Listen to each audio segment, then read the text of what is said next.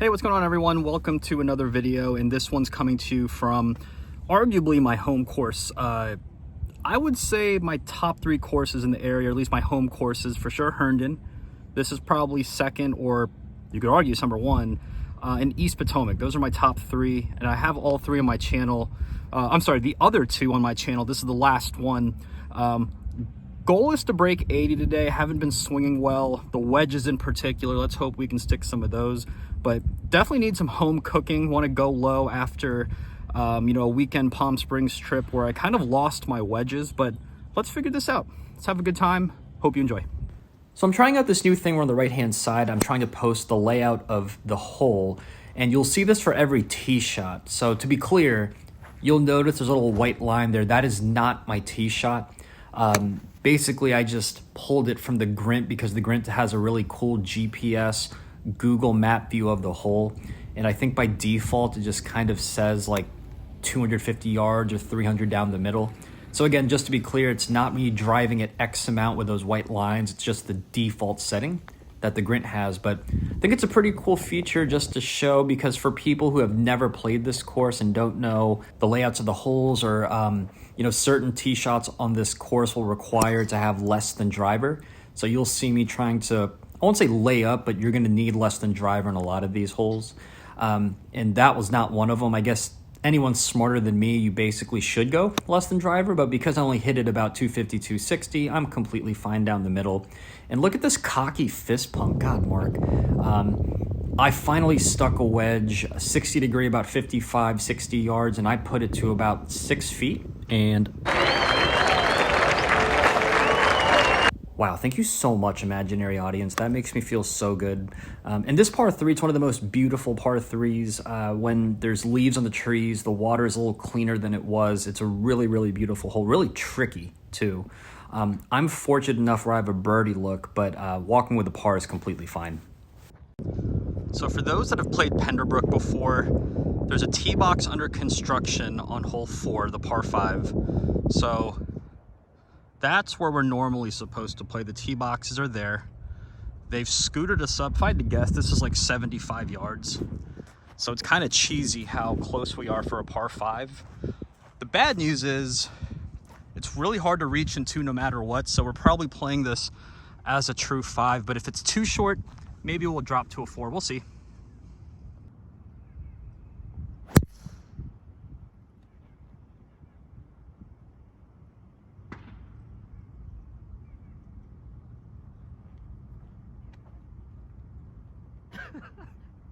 Well, if you guys heard that loud snap, I'm not kidding.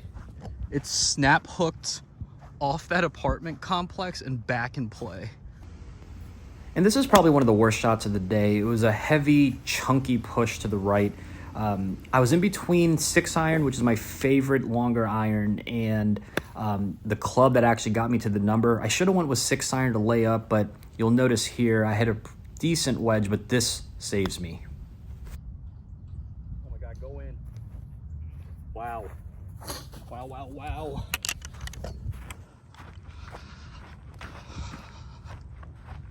We're gonna take that.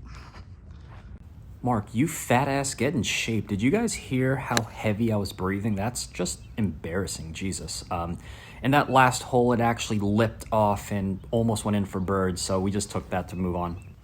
Okay, so I don't know what happened. That's the tee box. I just took my shot. It landed pin high, like right there.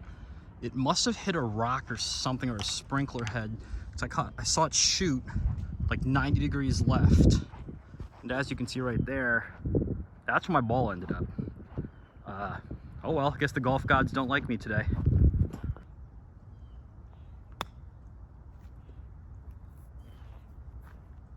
Ooh.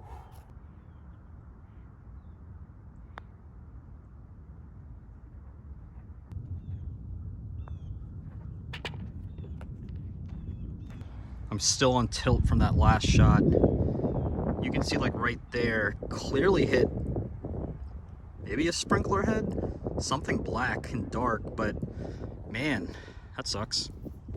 So I mentioned in the intro that this is one of my home courses. If I had to guess, and I could probably look this up, but if I had to, I think I've played this course probably 75 times over the last like 5 to 7 years. I know every blade of grass. I know where your misses can be.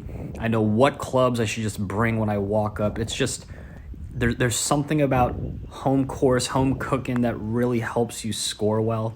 And I'm going to try to call out some of the little nuances that you might not see, but this is a good example of, even though my ball was on the fringe putting up, you 100% do not want to miss that long. There's a bunker long, it's a downhill putt, and that green is super, super slippery. So you'll notice I'll try to at least call it out a few more times. Little things that I do that might look like a miss, but it's actually not. And then that was actually one of my better hybrid strikes. It puts me to a wedge in, and then I think I cut the film, but I do a cocky fist pump again. I think it's like, oh, thank God, all right, I cut it out, but I fist pump to the camera, and I'm just so cocky. It's not a good look. And then actually, I think the golf gods just get back to me. Oh boy, you hate to see that. That's the 360 lip around for a 3-putt bogey. And then you're going to notice here, I end up catching another solo, and we're stuck behind like a million foursomes. I end up taking hybrid. You only need about 200-ish to poke it out there. You can see on the screen. And then it leaves you about a wedge in.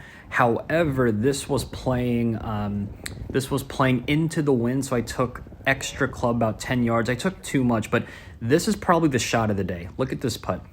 For anyone who's ever played Penderbrook, I think you all know this is a 2-tiered green. You never want to be up there when the pin is close to the water. So yes, I'm going to toot my own horn here. And for anyone that's played Penderbrook, maybe drop in the comments section. I think you know how ridiculous that lag putt was to put it within basically 2 feet. And so the last hole, this hole, and the next hole, it's all water shots, but I think they're like 3 of the most beautiful holes in all of Nova. I'm just a big fan of like water. I think it looks cool, but during the summer and peak golf season, when the grass is green, those trees are really flush. It's a beautiful, beautiful sight. And then this is another example of I purposely took less club.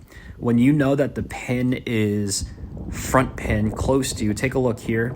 You 100% want to be putting from the fairway up, and I just missed a birdie there. I think I missed it by like 2 inches, but you want to be putting up versus the second tier of that green, where basically if you're caught up on that second slope and you putt down it, you're basically de-greened and you're back to where I am.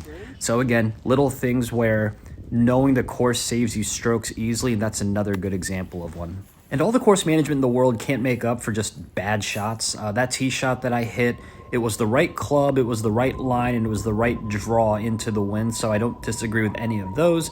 The downside was I just caught it a bit heavy. That's probably 1 out of 3 shots today that I would love back. And then this hole, this is another one where they've done a lot of renovations recently. Again, anyone who's smart, you do not need driver on this hole. You can probably just take a long iron or 3-wood, poke it up there. I think it plays around 300 or just over, so you can be just fine. But they added all these pot bunkers, and this is probably my iron shot of the day. You can see that lip right there. I got really, really scared. I decided to take a more lofted club to sacrifice distance, but I told myself, try to swing a little bit harder. And I actually catched it so clean, put myself to about 12-ish, maybe 15 feet. I gave it a run, so I'm not mad. I've been struggling with leaving putts short, so I'm not mad I gave that a run, clean up the par, and now we're on to the next one. This is a complete dogleg left, as you can see. I think I take my 3 hybrid and punch it about 200 out. Really, really happy with that, and it leaves me with, I think, my gap wedge in. This is actually a super, super tricky shot. It's intimidating. Look at the right-hand side, water everywhere, water long. So the miss is actually on the left-hand side or back rough.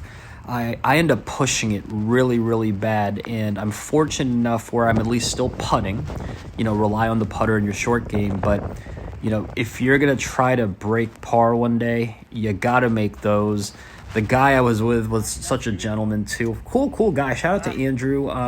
He basically said, if we were playing a match, I would have given that to you. And I think it was within the club length, but didn't feel comfortable taking it knowing that my putter's been shaky. I got to earn those. So, we decided to try and putt everything out. And then this one here, this was just, I think the swing was fine, everything was fine, but the wind was swirling a lot, didn't know what was happening. I end up catching the top part of that fringe, it rolled backwards to where I am, and I put a hell of a lag putt. Speaking of putting not being so great, that was probably one of my better putts of the day, and I'm really fortunate because the camera didn't do a good job there. That was still like an 8-9 footer, and I ended up making it, so I'm really happy to get away with a par after a bad tee shot. And this par 5, it's a super short par 5, so for long hitters, this is a dream come true for you. I guess according to the grid, you can see it's about 437 yards. It plays tricky, super narrow, creek to the right. There's a creek that cuts it off halfway, and then the bunkers get introduced closer into your approach and second shots. So even though Penderbrook isn't super long, hopefully you've seen so far, it's actually a very narrow course. It's probably a course that I've lost the most amount of balls in. You've seen a lot of water so far. You've seen a lot of woods. There's just a lot of OB in trouble. I'm fortunate enough where I actually get onto the green and have a birdie putt here, and we lipped that one out. You know, I made a comment earlier that I've been leaving them short, so I'm happy that I'm at least getting them there. But I got to start training them. Hopefully, you know, they'll start falling. All right. All right. All right. All right. And this is one of those 3 that I would love to have back. Okay, so any smart golfer should maybe punch out back to the left. As you can see, there's like a hole right there. We're going for it. So stupid, though. I end up putting a really good strike on this. It fades on me a tiny bit, catches a branch, and it drops that red circle you can see below. I'm lucky that it carried the creek. It didn't go in the bunker. It actually landed in the one spot that'd be okay. But of course, I end up blasting my chip long, and then I have to chip back on. I actually hit a really good one here. We end up taking that. I think it was like maybe a foot, but just to speed it up, we're on to this par 3. And then again, this is where some course management, I think, comes into play. You never play the number here. Because it's elevated, you always want to maybe take about 5 to 10 yards off, and then knowing that it's back pin, and actually depending on where the pin is, it's completely okay to miss short or middle green and then putt up. You can see that I aimed really left and it faded to the pin because there's a little tear there. So really happy to walk away with a par on a 190 par 3. And then this is probably one of my better drives, and I'm really happy with. You can catch the speed slot, and if you do, because it's only about a 500-yard par 4, I caught the speed slot, and I think I remember having about 190 or 195 to the pin. Up and down? I don't think I drove it 300. I think the tee boxes were scooted up a tiny bit, but with that speed slot, I think I drove it about 265, 270, and you know, leaves me with a good wedge in, and I got to make this putt for birdie. I got it there. I guess that's the good news. But you know what? Don't be mad at a par. And then on this last hole, for anyone who ever decides to play this course, be smarter than me. All you have to do is take an iron or some sort of 175-ish club, 200 club to the top of that fairway. It leaves you an elevated, easy shot in. I decide to get cute, take a driver. You'll see if I was like another 5 to 7 yards forward, that's a creek full of water. I'm lucky I'm not a long hitter and I'm short. But hey, I'm putting for bird, got the wedge on, and of course, we sailed one line. I told myself don't leave it short. We didn't. But no better way to end a round than a good 3-putt bogey. But anyway, folks, appreciate you tuning in. Hope you liked it, and until the next video.